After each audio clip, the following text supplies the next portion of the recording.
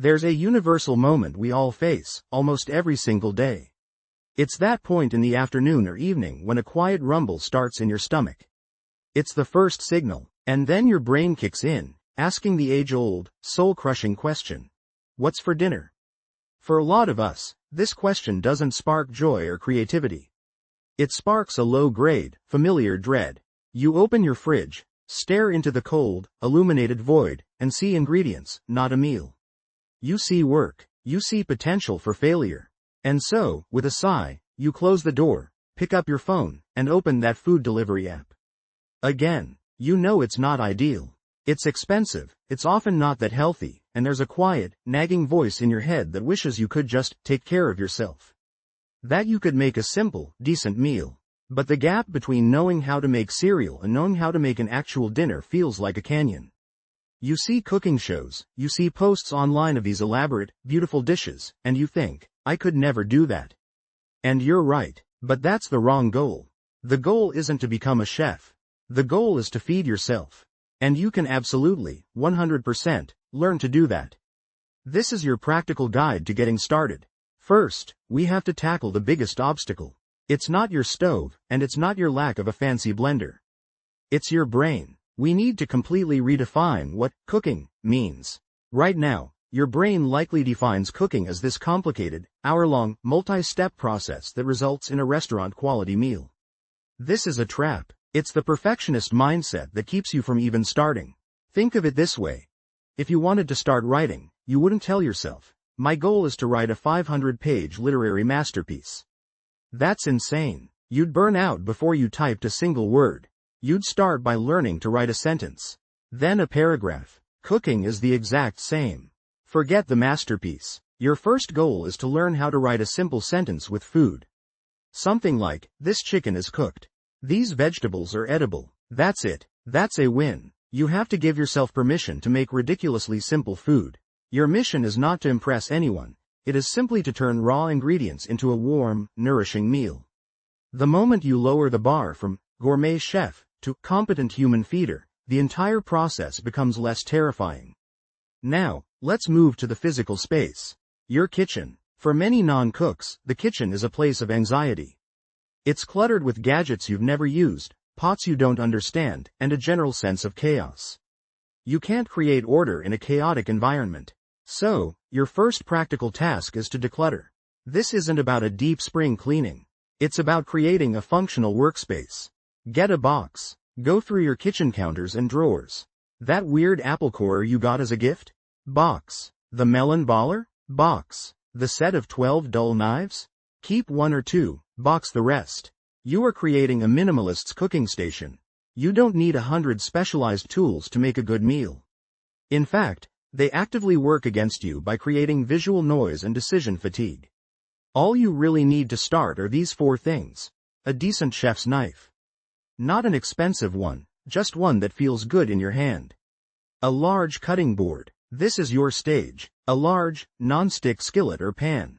And a single pot for boiling things like pasta or potatoes. That's your starting lineup. The A-team. Treat them with respect. Keep your knife sharp. Keep your pan clean. These are your primary tools. When your workspace is clear and your tools are simple and accessible, the mental barrier to starting is dramatically lowered. You've turned a room of judgment into a functional workshop. All right, your mind is right, your kitchen is set. Now for the action. We're going to give you 3 missions. Think of these like the tutorial levels in a video game. They teach you fundamental skills you'll use forever. Your first mission is the one-pan wonder. This is designed to be almost impossible to mess up, and it teaches you the magic of roasting. Here's the template, not the recipe. Remember, we're learning sentences. The sentence is, protein plus vegetables plus fat plus seasoning. Go to the store and get a package of chicken thighs or some pre-cooked sausage. Then grab a couple of vegetables that are hard to ruin. Think broccoli, bell peppers, onions, or baby potatoes. Get home. Turn your oven to 400 degrees Fahrenheit.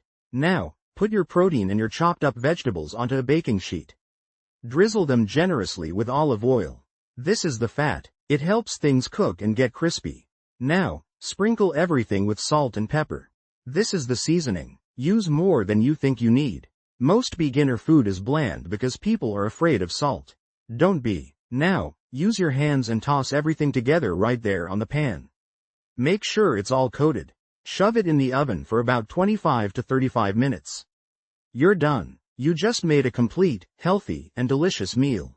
And you barely did anything. What you learned here is a fundamental concept. High, dry heat can transform simple ingredients. You can swap anything into this template. Salmon and asparagus, sausage and peppers, tofu and broccoli. It's a cheat code for a real dinner. Your second mission is the flavor foundation. This one is less about a full meal and more about a core skill that makes everything taste better. You are going to learn how to properly sauté onions and garlic. This might sound ridiculously simple, but it is the base of 1,000 different dishes. It's the first 2 letters of the flavor alphabet. Put your skillet on the stove over medium heat. Add a splash of olive oil or a pat of butter. Chop up half an onion. When the oil shimmers a little, add the onion. Now, just stir it occasionally. You'll hear a sizzle. You'll smell it start to change. You're not trying to burn it. You're trying to soften it and make it sweet. After about 5 or 6 minutes, when the onions are soft and translucent, add some minced garlic. Here's a key tip. Garlic burns much faster than onion. That's why you add it later. Stir that around for just 1 minute until you can really smell it. That's it. Mission complete. What you've just created is the starting point for pasta sauces, soups, stir-fries, curries, almost everything. You didn't just cook onions. You built a foundation of flavor. Practice this. It's a 5-minute exercise that will pay you back for the rest of your life. Your third and final starting mission is the 5-ingredient friend. We're going to use your new flavor foundation skill to make a real, I cooked this, kind of meal that will boost your confidence through the roof. We're making a simple pasta dish. Here are your 5 ingredients. Pasta, a can of crushed tomatoes, an onion, garlic, and some Italian sausage or a plant-based alternative. First, get your pot of water on the stove to boil for the pasta. Salt the water. It should taste like the ocean. While that's heating up, put your skillet on medium heat and cook your sausage, breaking it up with a spoon. Once it's browned, take it out and set it aside. Now, in that same pan, you're going to execute mission 2. Sauté your chopped onion, then add your garlic. See? You already know how to do this. Once that's fragrant, pour in the can of crushed tomatoes. Add the cooked sausage back in. Let that bubble and simmer gently while your pasta cooks. Once the pasta is done, drain it and add it directly to the sauce in the pan. Mix it all together. You did it. That's a full-blown, delicious, homemade meal.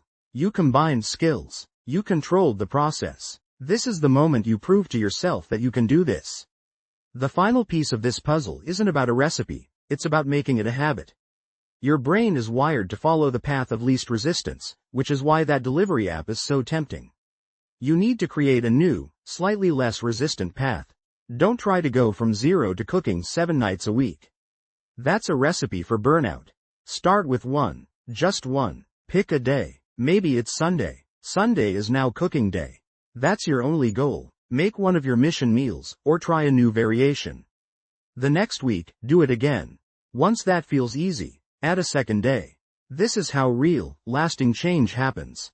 Not through a sudden, dramatic overhaul, but through small, consistent, and achievable steps. You are building a new habit loop. The cue is your Sunday afternoon alarm. The routine is cooking your simple meal. The reward is not just the food itself, but the immense satisfaction of saving money, eating healthier, and, most importantly, the profound feeling of self-reliance.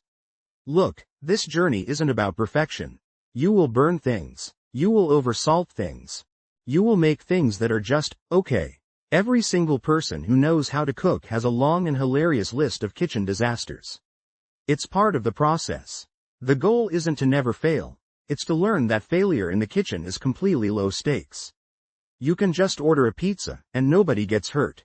But success? Success feeds you, literally and figuratively. It builds a quiet confidence that seeps into other areas of your life. It's a fundamental act of taking care of yourself.